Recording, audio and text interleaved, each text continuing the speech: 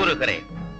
சனிக்கிழமை தோறும் விரதம் இருந்து காக்கைக்கு எள்ளும் தயிரும் கலந்த சாதம் கொடுத்து கருங்குவளை மலர்களால் யமனுக்கு அர்ச்சனை செய்து எள் முட்டணத்துடன் நல்லெண்ணெய் தீபம் ஏற்றி எள்ளுருண்டையும் எள்ளு சாதமும் ஏழை எளியவர்களுக்கு தானம் கொடுத்தால் சுபம் உண்டாகும்.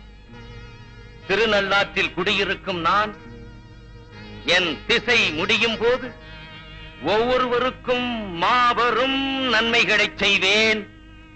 இது உறுதி. சஞ்சலம் தீர்ப்பாய் சனி பகவானே, சங்கடம் தவிர்ப்பாய் சனி பகவானே. ஈஸ்வரா, சனி கொடுத்தால் எவர் தடுப்பர்?